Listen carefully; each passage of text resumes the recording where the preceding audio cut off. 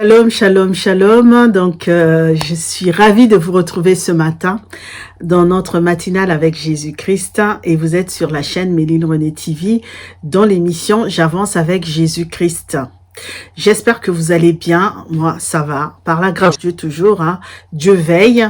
Je vais bien. Toi qui n'es pas encore abonné à la chaîne, je t'invite à t'abonner et aussi à activer la cloche de notification afin de recevoir les vidéos.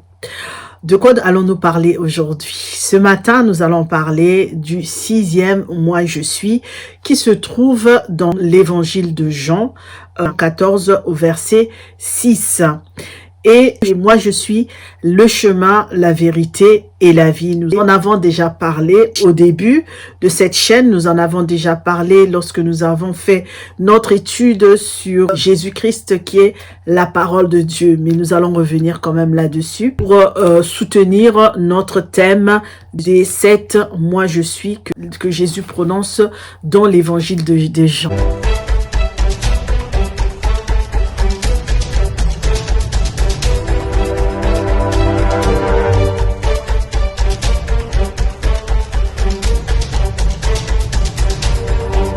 Aujourd'hui, nous allons donc étudier le 6e Moi je suis qui se trouve dans l'évangile de Jean. Moi je suis le chemin et la vérité et la vie qui se trouve dans Jean 14 au verset 6. Je lis donc la parole de Dieu. Moi, je suis le chemin et la vérité et la vie. Personne ne vient au Père si ce n'est par moi. Et si nous prenons la Bible Thompson, c'est celle que j'ai sur mon bureau d'enregistrement de cette vidéo. Sinon, nous avons d'autres Bibles, mais c'est celle que j'ai. Jésus lui dit, c'est moi qui suis le chemin, la vérité et la vie. Personne ne vient au Père sinon par moi. Je reprends. Jésus lui dit, donc il parle à Thomas. Jésus lui dit, c'est moi qui suis le chemin, la vérité et la vie. Personne ne vient au Père sinon par moi. Si nous avons 3 postulats, les 3 sont moi, je suis le chemin, je suis la vérité et je suis la vie. Donc nous allons rapidement, mais vraiment rapidement, puisque ce thème a déjà été étudié lorsque nous avons parlé de Jésus-Christ qui est la parole de Dieu. Et dans nos enseignements, dans un premier temps, le postulat c'est lequel? C'est moi, je suis le chemin. Il nous révèle qu'il y a un seul chemin pour connaître Dieu comme étant notre Père et pour nous approcher de lui. Donc quand il dit moi, je suis le chemin, il est lui-même le chemin. C'est ce qu'il nous dit, Jésus-Christ. Il est lui-même le chemin qui mène vers le Père. Le chemin qui permet de nous approcher du Père, le chemin qui permet d'avoir une relation étroite, une relation confortable, une relation agréable, une relation paisible, une relation fructueuse avec le Père. Et ce chemin-là, c'est lui, car Jésus nous conduit vers le Père. Si donc toi et moi, nous faisons confiance à Jésus-Christ, ou nous avons confiance en Jésus, il va nous conduire vers le Père. Non seulement il va nous conduire vers le Père, mais aussi cela va nous permettre de découvrir Dieu, de découvrir le Père. Ça veut simplement dire, si nous arrivons par le biais de Jésus à découvrir Dieu, cela veut dire que Dieu n'est pas loin de nous, que Dieu n'est pas indifférent de nous, que Dieu veut ce qu'il y a de meilleur pour nous, que Dieu veut qu'on se rapproche de lui et qu'il nous aime. Le Père nous aime. C'est un Père qui pardonne parce qu'il est rempli de compassion. Il prend soin de nous. Lorsque nous avons vu Jésus comme étant le berger, nous avons vu qu'il prend soin de nous. Il est le berger et il prend soin de nous comme le Père prend aussi soin de nous. Donc lorsque nous nous approchons du Père, le Père va prendre soin de nous, le Père va se soucier de nous, le Père va nous aimer, va nous montrer son amour, le Père va nous pardonner nos péchés parce que nous ne sommes que des pauvres pécheurs. Et quand il prendra soin de nous, il prendra soin de nous dans tous les détails, dans tous les domaines de notre vie, même dans les petits, les grands détails, il va prendre soin de nous parce qu'il est le Père. Donc Jésus ici est le chemin qui mène vers le Père, le chemin qui nous permet de découvrir le Père, le chemin qui nous permet de nous approcher de Dieu. Le deuxième postulat, c'est lequel? Je suis la vérité, c'est ce qu'il dit. Et après, donc, il nous dit non seulement qu'il est le chemin, mais il nous dit aussi qu'il est la vérité. Jésus est la vérité. Il y a une vérité qui est absolue. Il y a une vérité qui ne change pas. Parce que ce qui est vérité reste vérité. Ce sont les hommes, chacun a sa vérité. Moi, je vois souvent au tribunal, oui, je dis la vérité, monsieur le juge, oui, je dis la vérité, monsieur le procureur. Mais c'est sa vérité qui n'est pas forcément la vérité. Voilà, ce sont des arguments que l'on veut faire passer comme étant des vérités. Mais avec Jésus, ce n'est pas ça. C'est la vérité absolue. Parce que il est la vérité. Donc Jésus, il ne ment pas. Il dit la vérité et il est en même temps la vérité et sa parole est aussi vérité. Si sa parole est vérité, ça veut dire que Jésus est la vérité. Et donc, lui, il est le bien et l'homme le mal. Hein. Je vous ai donné l'exemple de certains de nos clients qui semblent dire la vérité, mais ce n'est pas la vérité. C'est un semblant de vérité. Mais avec Jésus, il n'y a pas de semblant de vérité. Nous avons dit qu'il est la vérité et c'est une vérité qui est absolue. Donc, il ne ment pas. Il n'y a pas de mal en lui. Il n'y a rien de mauvais en lui. Tout est bon en lui et tout est bien. Donc, Jésus nous révèle Dieu de manière pleine. Parce qu'il est notre Père. Donc, il veut nous révéler Dieu comme étant notre Père. Il met toutes choses en lumière, hein, comme elles sont, aux yeux de Dieu. C'est le chemin qui nous mène vers le Père. Et le troisième postulat qu'il nous dit ici, je suis la vie. Ici, c'est un paradoxe. Il le dit alors qu'il sait qu'il va mourir, mais il dit quand même qu'il est la vie. Pour les lecteurs de la parole de Dieu, vous verrez que effectivement, il est la vie, puisque c'est lui qui va triompher de la mort.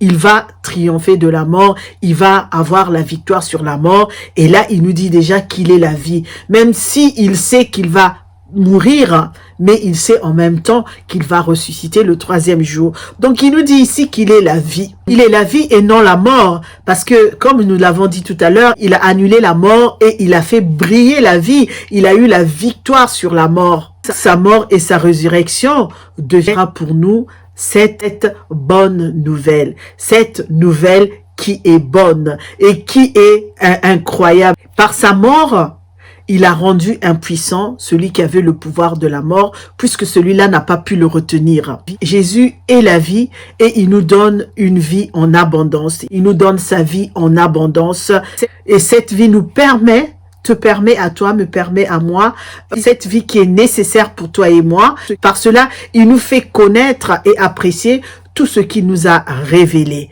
toutes les révélations qui viennent de l'évangile, tout ce qu'il a pu nous laisser. Donc voilà les trois postulats que Jésus révèle dans cet évangile-là lorsqu'il dit avec le sixième moi je suis le chemin, la vérité et la vie. Et il ne s'arrête pas là puisqu'il conclut en disant personne ne vient au Père que par moi. Alléluia. Personne ne vient au Père sinon par moi. Voilà ce que Jésus nous révèle dans ce sixième moi je suis. Nous sommes à la fin de notre méditation. Je vous dis à très bientôt. Restons en paix, soyons en paix. Que Dieu nous bénisse tous. Passons une agréable journée et que vraiment toutes les bénédictions du ciel, la rosée du ciel, la faveur divine soient sur nous tout au long de cette journée. Que le Seigneur puisse ouvrir toutes les portes qui sont fermées et qu'il ferme toutes les portes que le diable a pu ouvrir dans nos vies. Soyons en paix. Je vous dis à très bientôt. Toi qui n'es pas encore abonné à cette chaîne, je t'invite à t'abonner et aussi à activer la cloche de notification afin de recevoir les prochaines vidéos. Nous sommes des courageux et des courageuses. Nous continuerons d'avancer. Il y aura des difficultés. Nous allons tomber, nous allons chuter, mais nous allons toujours nous relever parce que nous avons Jésus avec nous. Il nous donnera la force de nous relever et de continuer la marche avec le Seigneur. Passez une très bonne journée. Je voulais quand même vous dire quelque chose. Nous allons avoir toujours dans cette chaîne une nouvelle émission qui s'intitule « En toute honnêteté ». Donc, c'est une émission sur la parole de Dieu. Mais dans cette émission, nous allons prendre un élément de la parole de Dieu que nous allons analyser à l'aune du 21e siècle. Parce que nous savons une chose, c'est que Dieu est Dieu.